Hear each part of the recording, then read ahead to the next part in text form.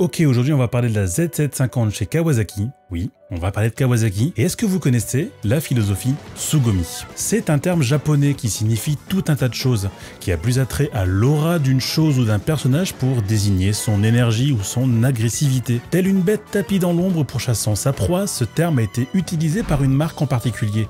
Dès 2014, c'est Kawasaki, avec la sortie du Z1000. Et quand on regarde les différences entre le Z1000 d'avant 2013 et celui de 2014, on comprend très vite ce que ça signifie, le Tsugomi. Le phare avant est extrêmement agressif, montrant ainsi toute l'étendue de cette conception visuelle de bête à la fois sauvage et sage, tout en rendant le pilote aussi maître de cette agressivité. Position de conduite portée vers l'avant, son travaillé dans sa résonance, très peu d'aide électronique. Avec la Z1000, tu es maître d'une machine exigeante et rageuse.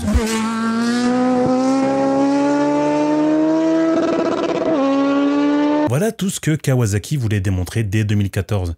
Et à partir de ce moment-là, Kawa aura toujours gardé cette aura de marque à l'âme sportive et agressive, rien qu'en regardant d'ailleurs maintenant la ZH2, la Z900 et même la petite Z400, on sent l'inspiration de la philosophie Tsugomi. Mais en fait, en y regardant de plus près, il y a un truc qui lie toutes ces motos.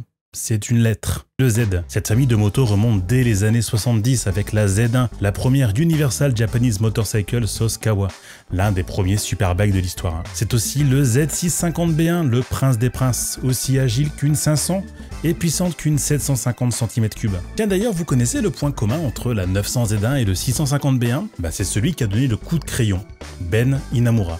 Et la Z650 était d'ailleurs sa dernière moto. Et jamais on ne remercie assez ceux qui conçoivent les machines, alors voilà, moi je tenais à le souligner. C'est aussi la première Z1000 en 80. Les GPZ aussi avec la GPZ 900R, la toute première Ninja. La première moto de série au monde à atteindre un rapport poids-puissance inférieur à 2, avec 116 chevaux pour 228 kg à sec. Tiens d'ailleurs, vous avez vu ? Les noms d'antan, on les retrouve encore aujourd'hui, montrant que Kawasaki aime son histoire et aime le rappeler encore maintenant. Bref, après on pourrait remonter aux ZX, la ZX7R, la 636, les Stinger et d'autres motos fabuleuses, mais c'est pas l'histoire de Kawa qu'on va raconter là. Même si c'est déjà un peu le cas. Ce qu'il faut retenir, c'est que Kawa a toujours voulu avoir cette âme de superbike, cet élan de sportivité à vouloir créer des motos performantes. Tout le temps. Moi cependant, il y a plusieurs choses qui me tiquent. C'est que Kawasaki, malgré quelques coups d'éclat en matière d'innovation, je ne les ai jamais réellement vus pionniers sur le devant de la scène, à être les premiers à réellement sortir un truc. Ils ont toujours été là, sans être là. Un peu comme d'ailleurs cette bête tapie dans l'ombre. Ouais, c'est un peu comme si en 2014, ils voulaient nous démontrer toute la philosophie de Kawasaki, disant que ça a toujours été présent dans l'ombre des autres leaders du marché japonais, Honda, Yamaha et Suzuki, pour former les 4 cavaliers de l'apocalypse, ceux qui ont failli faire tomber les motos européennes dans les années 70. D'ailleurs, j'ai fait un joli sujet dessus. En fait, la Z1, quand elle est sortie en 72, c'est pour répondre à l'autre superstar des UJM, la CB750 Ford de chez Honda. Et d'ailleurs, c'est à peu près pareil pour le GPZ 750 Turbo. Super machine d'ailleurs, équipée d'un turbo, mais qui est la dernière des marques japonaises à proposer une machine turbo au catalogue. Loin derrière le 500CX de chez Honda, la XN85 de chez Suzuki ou le 650 XJ de chez Yamaha. Et pourtant, c'est bien de la Kawasaki dont on se souvient tous. Pas pionnier, mais terriblement iconique. Encore aujourd'hui. Tout ça pour qu'on évoque alors deux choses. Le Tsugomi est le résultat d'années de production de machines performantes, sportives et à la ligne agressive, et Kawasaki aura réussi à surfer sur sa vague historique pour nous proposer des motos plutôt sympas et attachantes. Mais, cette vague, à un moment, il y a eu un énorme creux qui n'a pas été au beau fixe pour Kawa.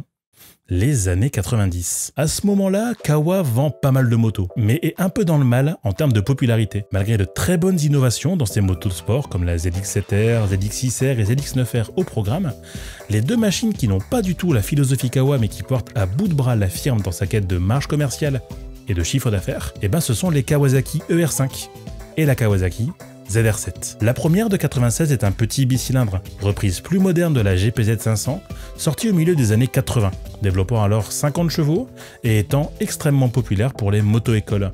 Et la deuxième, c'est un gros 4 cylindres de 76 chevaux, dont le moteur est dérivé de la Z750, et de ses déclinaisons des années 80, la 750 Zephyr en tête de gondole. Mais voilà, ce sont deux motos issues de vieux pots, qui n'ont pas la modernité affichée et la sportivité des autres modèles de la firme japonaise. Surtout qu'en face, la concurrence est rude. En 2002, la ZR7 se retrouve dans le mal face à des FZS 600, des Bandit 600 ou les CB 600F de chez Honda. Et même l'arrivée des bicylindres nerveux comme la SV 650 mettent une claque au ZR7. Et en face de l'ER5, même si le modèle se vend bien Grâce aux auto-écoles, le public, lui préférera la Honda CB500, qui est bien plus puissante et plus basique encore que le R5. Il fallait donc réagir.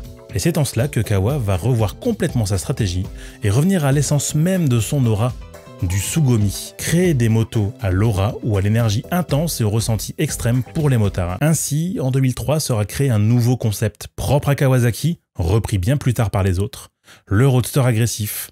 Et la figure de proue de ce concept, ce sera le Kawasaki Z1000.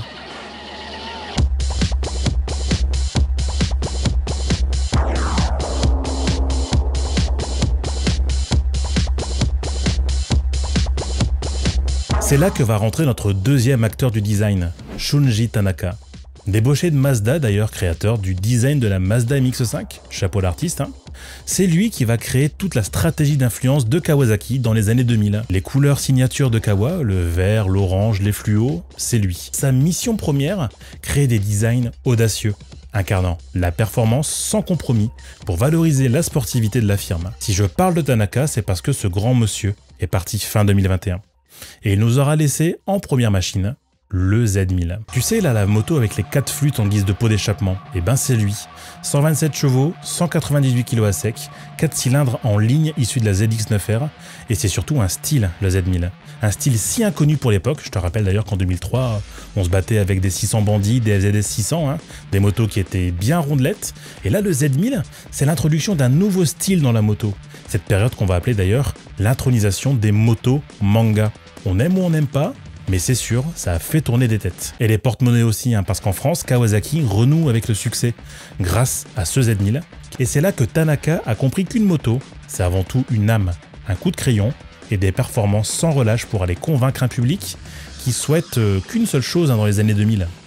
Des super naked ou des roadsters super e-bike à l'agrément sportif, puissant, disruptif, innovant et qui fasse tourner des têtes. C'est encore une fois cette philosophie de bête tapis dans l'ombre qu'adopte Kawasaki. Au début des années 2000, l'ordre établi voulait que les 4 pattes dérivées des sportifs se retrouvent plus ou moins rapidement dans des roadsters, donnant ainsi naissance à des machines légères et adeptes des hauts régimes, comme l'était la Bandy, la Phaser chez Yamaha, mais surtout la Hornet, dont j'ai fait aussi un sujet. Et là, le Z1000 devient presque trop intimidant face à toutes ces machines. Il fallait donc autre chose, non plus pour faire comme les autres, mais pour marquer une réelle différence, qui allait alors devenir un nouveau standard, reprendre les codes de la Z1000, réaliser le moteur de la ZX9R vers une nouvelle version de 748 cm3 et proposer le tout sur un plateau d'argent. Nous sommes en 2004 et c'est la naissance de la Z750.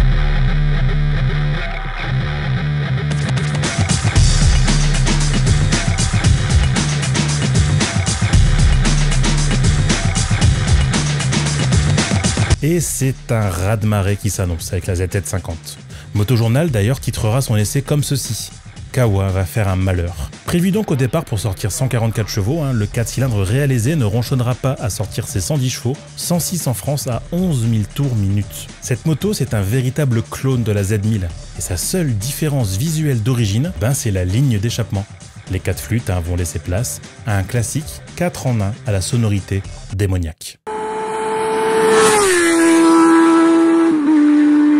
Et la formule continue, ici pas de grosse technologie, juste une moto simple avec un style extrêmement nouveau pour l'époque et un système d'injection maîtrisé à la perfection. Contrairement à la Z1000, la ZZ50 fait également fi d'un comportement moteur exemplaire, surtout entre 4 et 8000 tours, là où justement le Z1000 devait vachement monter dans les tours pour s'exprimer. Et surtout, avantage de poids dans la balance, elle était clairement pas chère.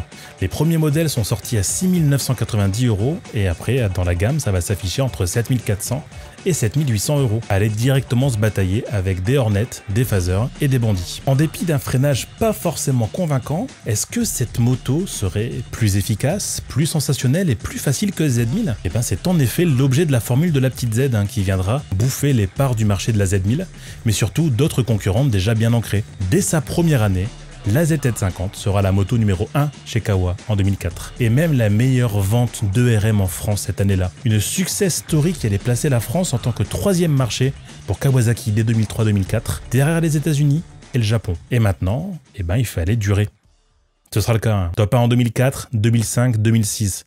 La ZZ50, tu lui parles pas d'âge, c'est triplé dès son explosion sur le marché français et de très très loin. La domination des ventes va être telle que la ZZ50 sera la moto la plus vendue en France entre 2004 et 2011. 7 années de domination intégrale de Kawasaki à travers le marché français qu'elle avait du mal à pénétrer jusqu'alors. Mais c'est là où Kawasaki a été très malin, parce qu'elle va faire ce qu'elle sait faire de mieux sur le marché moto, copier la stratégie des autres. Suzuki a 2 motos phares en 2005, la GSF 650, donc le Bandit 650 et la SV 650. Yamaha a le Phaser 600 et la FJR 1300, et puis d'autres machines comme la R1, les XJR, etc. D'ailleurs, au passage, toutes des motos qui vendent extrêmement bien chez Yamaha. Et Honda arrive à placer la Hornet 600 et la CBF 600. Et qu'est-ce qui relie ces 3 marques? Eh ben, c'est une envie folle d'aller à la fois chercher de la moto basique et une moto experte. Une moto pas forcément très puissante mais accessible et une énorme machine qui va aller truster les charts. Cette stratégie, Kawasaki va s'en inspirer pour créer une deuxième moto, un deuxième best-seller qui allait devenir l'une des motos de débutants par excellence.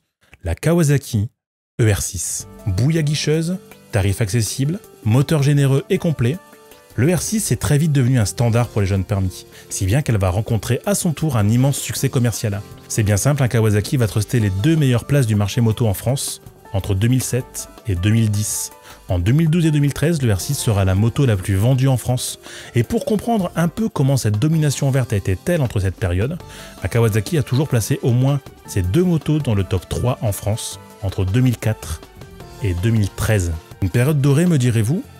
Oui, et pourtant la formule va ainsi perdurer, avec les remplaçantes de ces 2 best-sellers, la Z650 pour le R6 et la Z800 puis la Z900 pour la 750. Et c'est à partir de 2014 que la philosophie Tsugomi prendra toute son aura et son ampleur. Encore 2 succès commerciaux avec des machines au look incisif, au tempérament fougueux et qui seront toujours sur le podium jusqu'en 2020. Ce sera ensuite la fin d'un cycle pour Kawasaki qui va ensuite perdre petit à petit des parts de marché et des places au classement. Là où la Z900 a encore son mot à dire, la Z650 sombrera dans les ventes, devenue trop faible face à une concurrence devenue extrêmement féroce. La MT-07 forcément, et les nouvelles Trident 660, Hornet 750, GSX 8S entre autres, lui dameront le pion, là où la Z900 continuera encore de se battre, faute de concurrence réelle et sérieuse, en 4 cylindres, hormis la CB650R.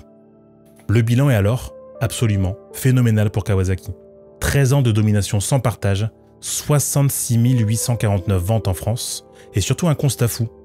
Vous trouvez pas qu'au final, Kawasaki a réussi à écrire l'histoire? Parce qu'en fait, en 2014, quelle moto va ensuite la remplacer pour devenir un énorme succès?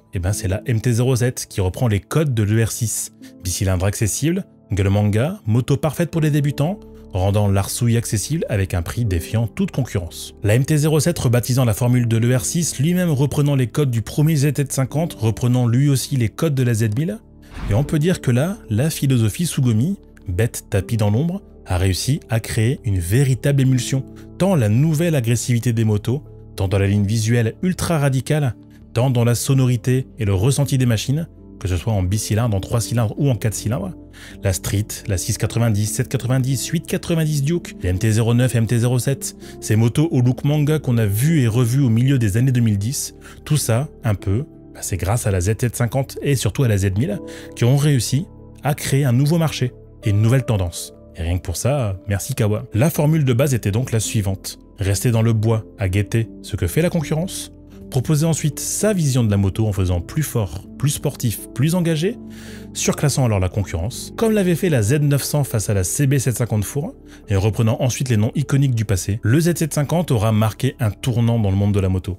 Et comme dira le repère des motards, la ZZ50, c'est une vraie gueule, une posture sur la route, les hurlements du fameux 4 cylindres Kawasaki et toujours un rapport prix-prestation imbattable. La Z est devenue un phénomène de mode, celle qui vous pose en tant que motard dans une communauté. D'ailleurs aujourd'hui, Kawa est un petit peu dans le mal niveau moto, un peu comme c'était le cas au début des années 2000, avec un Z900 qui reste fort mais dont la formule se renouvelle peu, et le Z650 déclassé par rapport à la concurrence. Est-ce que Kawasaki nous préparerait pas quelque chose? Non, pas forcément avec l'électrique, bien qu'on souligne ce virage qui risque d'être important dans les décennies à venir, mais bien, est-ce que ce serait pas la fin d'un cycle ou le recommencement d'un nouveau? Est-ce que Kawasaki ne prépare pas psychologiquement à entrer dans l'ère moderne en laissant la concurrence s'installer sur de nouveaux standards avant de tout surclasser avec un élan de sportivité et de modernité? Je pense qu'il sera bientôt l'heure d'une nouvelle histoire pour Kawasaki. Et celle-ci, il risque encore de bien faire parler d'elle.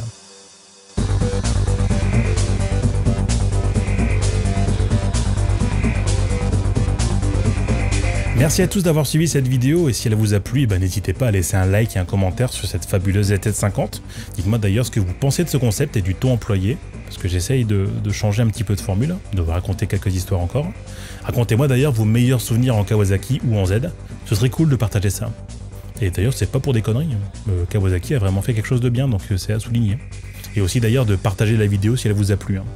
D'ici là, portez-vous bien, on se retrouve bientôt, c'était Valoutre. Ciao!